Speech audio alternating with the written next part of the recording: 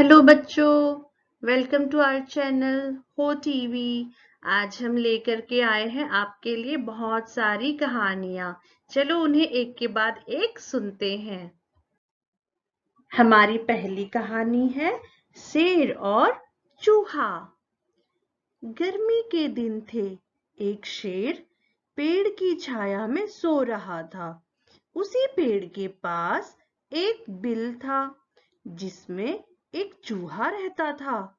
वह खेलने के लिए अपने बिल से बाहर निकला और सोए हुए शेर के ऊपर उछल कूद करने लगा। इससे शेर की नींद टूट गई और गुस्से में आकर उसने चूहे को पंजे में दबोच लिया। बेचारा चूहा भय से कांपने लगा। ची ची करते हुए उसने शेर से कहा, हे जंगल के राजा, कृपया करके मुझे माफ कर दीजिए। मैं दोबारा कभी भी ऐसा नहीं करूंगा। मुझे छोड़ दीजिए। अगर आप मुझे छोड़ देंगे तो मैं आपका यह एहसान कभी नहीं भूलूंगा और एक दिन आपके एहसान का बदला जरूर चुका दूंगा। नन्हे चूहे के ये शब्द सुनकर शेर जोर से हंस पड़ा और बोला, इतने छोटे से तो तुम हो और बातें इतनी बड़ी बड़ी। मुझ जैसे ताकतवर की तुम क्या मदद करोगे। फिर भी शेर को चूहे पर दया आ गई और उसने चूहे को छोड़ दिया। कुछ दिन बाद एक दिन चूहे ने देखा कि शेर शिकारी के जाल में फंसा पड़ा है और मदद के लिए जोर जोर से दहाड़ रहा है। शेर जाल से निकलने की भरकस कोशिश कर रहा था, परंतु उसे सफलता नहीं मिली। चूहा दौड़ता हुआ शेर के पास आया। उसने शेर से कहा, जंगल के राजा, आप चिंता न करें, मैं अभी आपको आजाद कर देता हूँ। ऐसा कहते ही चूहे ने कुछ ही देर में अपने तेज दांतों से जाल को कुतर कुतर कर काट दिया। शेर जाल से मुक्त हो गया और उसने चूहे को धन्यवाद दिया और अपनी गुफा की ओर चल दिया। देखा दोस्तों, एक छोटे से चूहे ने भी शेर की मदद कर दी। इस कहानी से हमें यह शिक्षा मिलती है कि कभी भी छोटे जीवों की शक्ति को कम नहीं समझना चाहिए। आगे बढ़ते हैं एक नई कहानी के लिए। हमारी अगली कहानी है प्यासा कौवा। एक कौवा प्यासा था, घड़े में थोड़ा पानी था। कौवा लाया कंकड़, कौवा लाया कंकड़, पानी आया ऊपर। कौवा पिया पानी, खत्म हुई कहानी। होशियार कौवे की खत्म हुई कहानी। इसी कहानी को हम यहाँ पढ़ेंगे। तो आओ देखते हैं यहाँ क्या लिखा है। बहुत समय पहले की बात है। किसी जंगल में एक कौवा रहता था। वह कौवा बड़ा ही चतुर और समझदार था। एक दिन उस कौवे को बड़ी जोर से प्यास लगी और पानी की तलाश में उड़ गया। थोड़े समय तक तो वह अपने आसपास के इलाकों में ही उड़ता रहा, पर जब उसे कहीं पानी नहीं मिला तो उसने लंबी उड़ान भरी। अंत में उड़ते उड़ते वह एक मैदान में आ पहुंचा। वहां उसे एक घड़ा पड़ा दिखाई दिया। कौवा उस घड़े को देखकर बहुत खुश हुआ और घड़े के मुंह पे जाकर बैठ गया। कौवे ने जैसे ही घड़े में देखा तो उसमें बहुत कम पानी था। पानी तक कौवे की चोंच नहीं जा रही थी। उसने हर तरह से पानी पीने की कोशिश की, पर सब बेकार गई। पर उसने हार नहीं मानी और पानी को पीने के लिए उपाय सोचने लगा। अचानक से उसकी नजर घड़े के आसपास पड़े कुछ छोटे छोटे कंकड़ों पर पड़ी। उसने उन कंकड़ों को देखकर खुद से कहा, अगर मैं इन कंकड़ों को एक एक करके घड़े में डालूं तो पानी ऊपर आ जाएगा। अब कौवे ने वैसा ही किया और एक एक करके उन कंकड़ों को घड़े में डाला। वह उन कंकड़ों को घड़े में तब तक डालता रहा जब तक पानी ऊपर नहीं आ गया। जैसे ही पानी ऊपर आया, उसने जी भरकर पानी पिया और उड़ गया। इस कहानी से हमें क्या शिक्षा मिलती है? मेहनत ही सफलता की कुंजी है। आओ आगे बढ़ते हैं एक नई कहानी के लिए।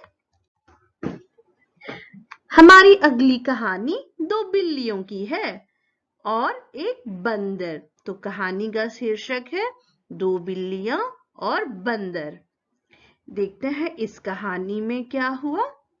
एक गांव में दो बिल्लियां रहती थी। वह आपस में बहुत प्यार से रहती थी। उन्हें जो कुछ भी मिलता था उसे बराबर बांटकर खाती थी। एक दिन उन्हें एक रोटी मिली। उसे बराबर बांटते समय उनमें झगड़ा हो गया क्योंकि रोटी के बराबर टुकड़े नहीं हुए थे। जब दोनों बिल्लियां किसी समझौते पर नहीं पहुंची पाई तो वह बंदर चाचा के पास गई। वहां उन्होंने बंदर चाचा को सारी बात बताई और न्याय करने के लिए कहा। उनकी बात सुनकर बंदर चाचा एक तराजू लेकर आए और दोनों टुकड़ों को अलग अलग पलड़ों में रख दिया। तौलते समय जो भी पलड़ा भारी हुआ उसमें से वह थोड़ी सी रोटी तोड़कर अपने मुंह में डाल लेते थे।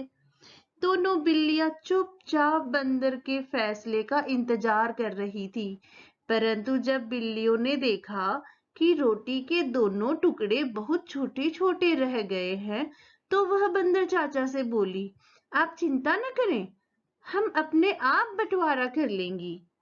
इस पर बंदर चाचा बोले, जैसा आप ठीक समझो, परंतु मुझे भी तो मेरी मेहनत की मजदूरी मिलनी चाहिए।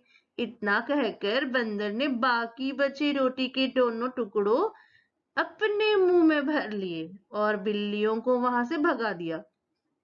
यह देखकर दोनों बिल्लियों को अपनी गलती का बहुत दुख हुआ। उन्होंने कहा, अब से हम कभी झगड़ा नहीं करेंगे और पहले की तरह मिलजुल कर रहेंगे, क्योंकि झगड़े से अपना ही नुकसान होता है। सही है बच्चों, अगर हमारे बीच में आपस में झगड़ा हो जाए तो हमें खुद ही उसे संभाल लेना चाहिए और खेलने लगना चाहिए। अगर हमने किसी तीसरे व्यक्ति का सहारा लिया तो हमारा ही नुकसान हो जाता है, जैसा कि इन बिल्लियों का हुआ। तो इस कहानी से हमें यह शिक्षा मिलती है कि आपसी फूट बहुत बुरी होती है। तो चलो बच्चों आगे चलते हैं एक नई कहानी के लिए। हमारी अगली कहानी है बंदर और मगरमच्छ। देखते हैं बंदर और मगरमच्छ इस कहानी में क्या कर रहे हैं। किसी नदी के किनारे एक बहुत बड़ा पेड़ था जिस पर बहुत ही मीठे फल आते थे। उसी पेड़ पर एक बंदर रहता था जो उन फलों को खाता था।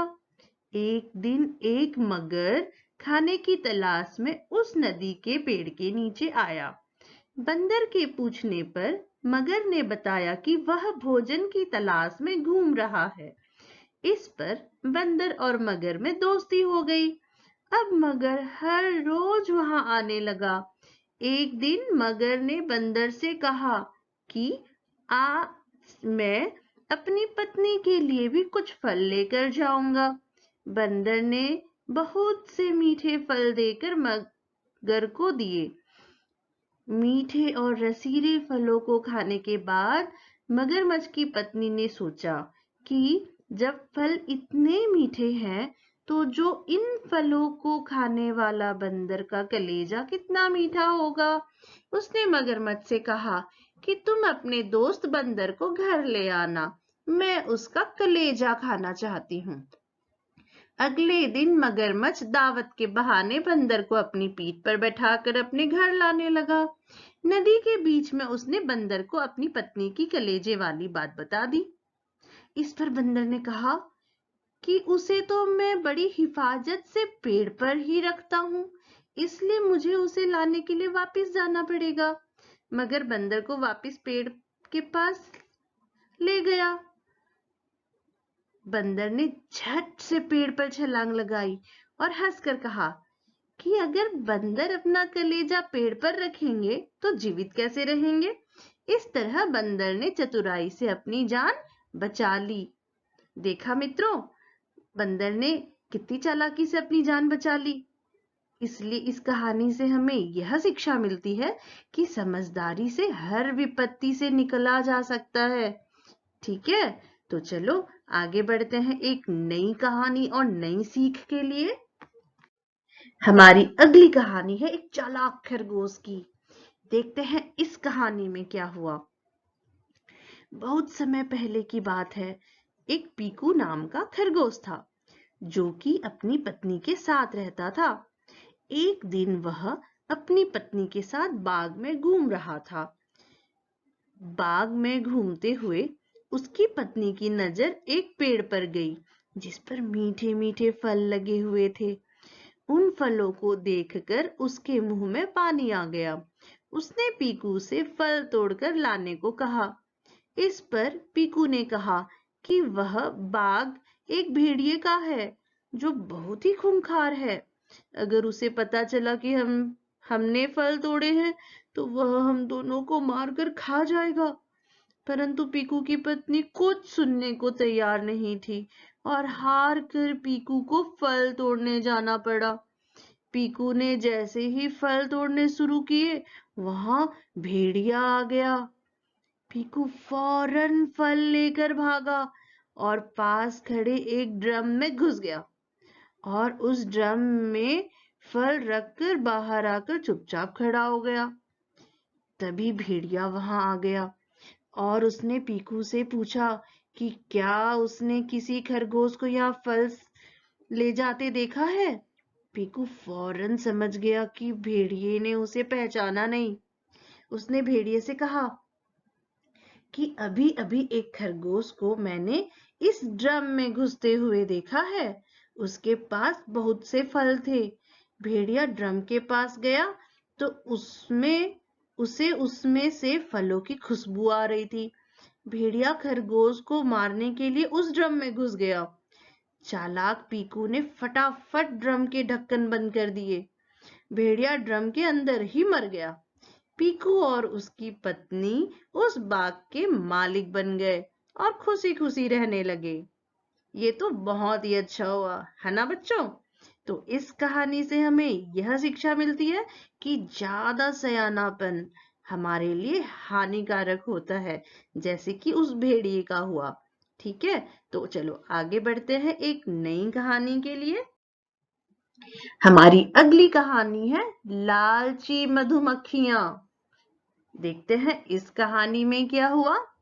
एक व्यापारी था जो कि गांव-गांव जाकर शहद का व्यापार करता था। एक बार व्यापारी अपने ग्राहक को शहद दिखा रहा था। तभी अचानक से उसके हाथ से शहद से भरा बर्तन फिसलकर जमीन पर गिर गया। बहुत सा शहद जमीन पर बिखर गया। जितना शहद ऊपर ऊपर से उठाया जा सकता था उतना व्यापारी ने उठा लिया, परंतु फिर भी कुछ शहद जमीन पर गिरा रह गया। कुछ ही देर में बहुत सी मधुमक्खियां उस जमीन पर गिरे शहद पर आकर बैठ गई। मीठा मीठा शहद उन्हें बड़ा अच्छा लगा और उसे जल्दी जल्दी से चाटने लगी। जब मधुमक्खियों का पेट भर गया तो उन्होंने उड़ना चाहा, पर वह उड़ ना सकी क्योंकि उनके पंख शहद में चिपक गए थे। वह उड़ने के लिए छटपटा रही थी पर उड़ न सकी, बल्कि उनके सारे शरीर में शहद लग गया था। काफी मधुमक्खियां शहद में लोटपोट होकर मर गई, परंतु फिर भी नई मधुमक्खियां शहद के लालच में वहां आती जा रही थी। मरी और छटपटाती मधुमक्खियों को देखकर भी वह शहद खाने का लालच नहीं छोड़ पाई। मधुमक्खियों की दुर्गति और मूर्खता को देखकर व्यापारी बोला, जो लोग जीभ के स्वाद के लालच में पड़ जाते हैं वह इन मधुमक्खियों की समान ही मूर्ख होते हैं। स्वाद के थोड़ी देर के सुख उठाने के लालच में वह अपने स्वास्थ्य को नष्ट कर देते हैं, रोगी बनकर तड़पते हैं और जल्द ही मृत्यु को प्राप्त हो जाते हैं। इसलिए बच्चों, अधिक लालच करना बहुत बुरी बात है। देखा ना आपने कि मधुमक्खियों का कितना नुकसान हो गया। तो इस कहानी से हमें यह शिक्षा मिलती है कि क्षमता से कम और अधिक खाना स्वास्थ्य के लिए हानिकारक होता है। चलो बच्चों, आगे बढ़ते हैं एक नई कहानी सुनने के लिए। हमारी अगली कहानी है तीन चतुर ठग की। देखते हैं इस कहानी में क्या हुआ। राम शरण नाम का एक पंडित था।